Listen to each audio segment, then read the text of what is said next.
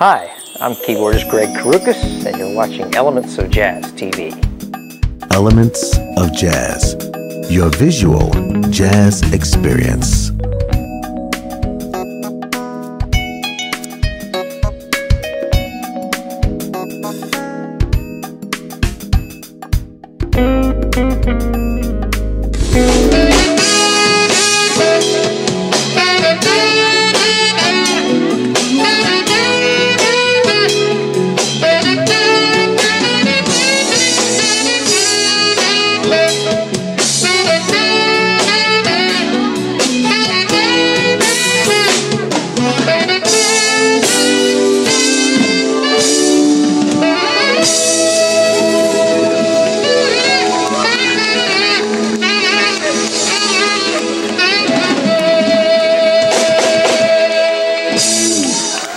Well, I grew up in Maryland, and my father had a roadside tavern, and it had a jukebox.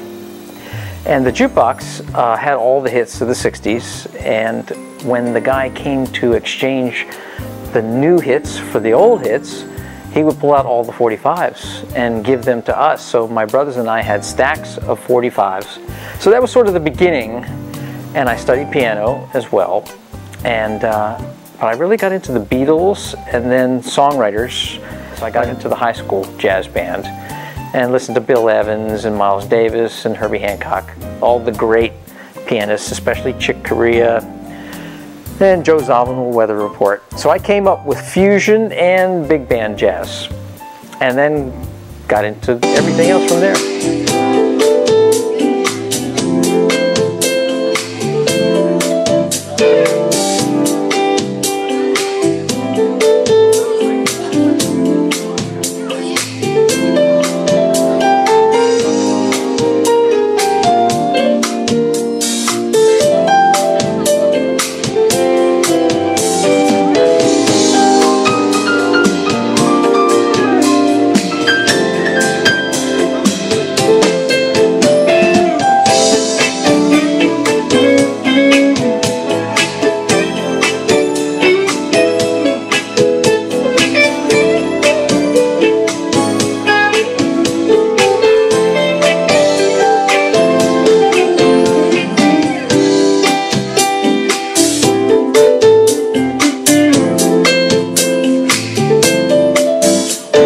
For about 4 years there in Washington, D.C., I played in what was the top fusion band called Tim Ironman and East Coast Offering.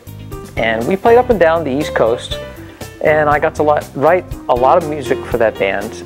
And so I really sort of got my compositional thing going, and I did so many different styles, and which I still do in my CDs. I do a lot of different styles, but it was nice to just have a band that could play anything that I would write.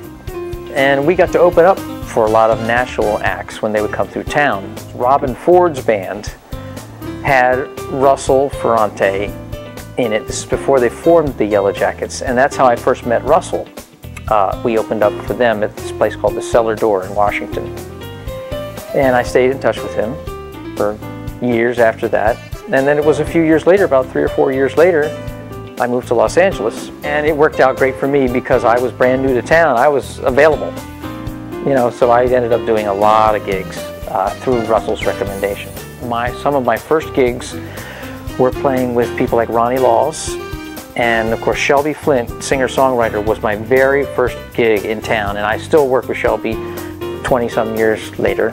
After playing with Ronnie Laws, I started my own band, and I had my very first sax player in that band was Gary Meek, who's gone on to play with Jeff Lorber for years, and Flora Karim and Ayrto.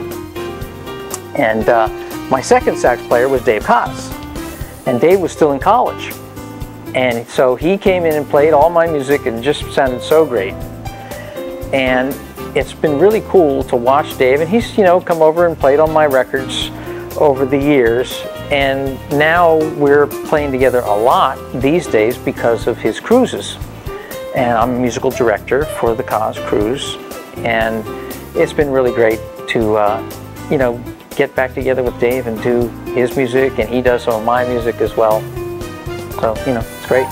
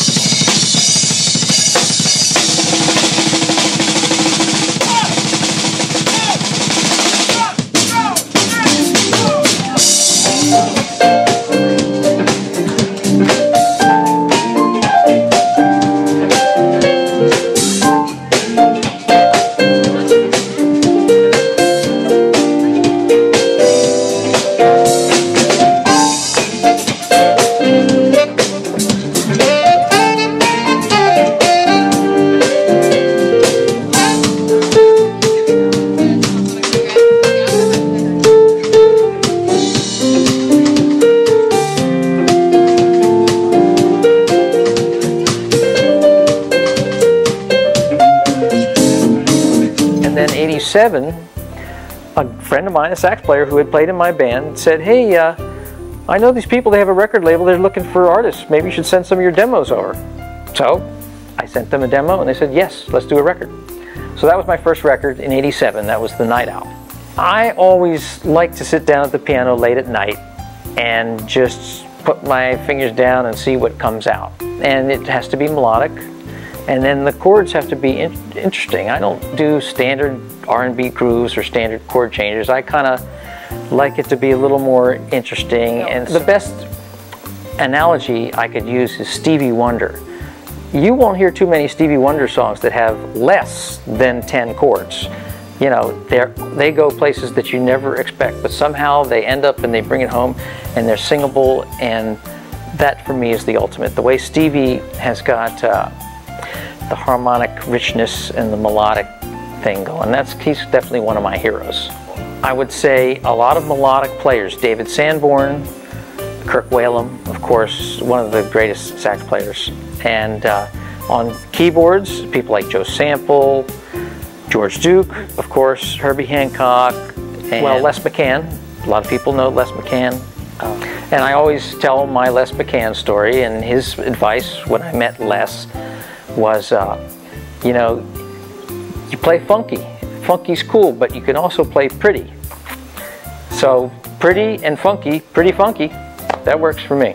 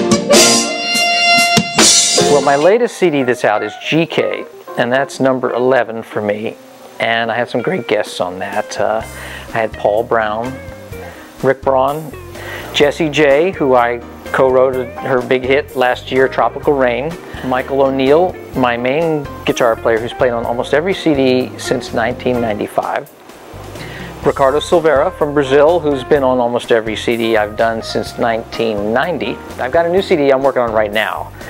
And I've got a bunch of songs written. I haven't started production yet. I like to write a lot of songs, get a lot of ideas, and listen to them over and over, make sure I really like them. Huge Groove will be playing on something because I just played 2 tracks on Huge's CD, so we trade. As usual, I've got about 4 or 5 styles that I write in. You know, there's my Brazilian vein and the funky vein, and then the more gospel R&B ballad type stuff. And then you never know what can happen.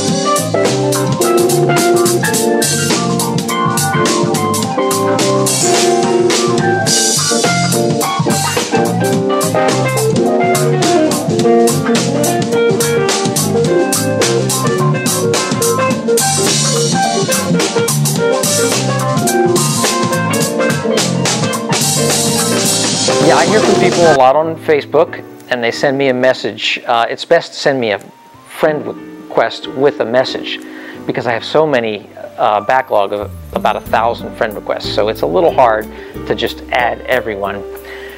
So I love getting a message from somebody, and then you can also go to my website, karukas.com, and there's a little box to put your email in, and then I also have a mailer that I do a few times a year, where I'll put my whole tour schedule out there and whatever else is happening.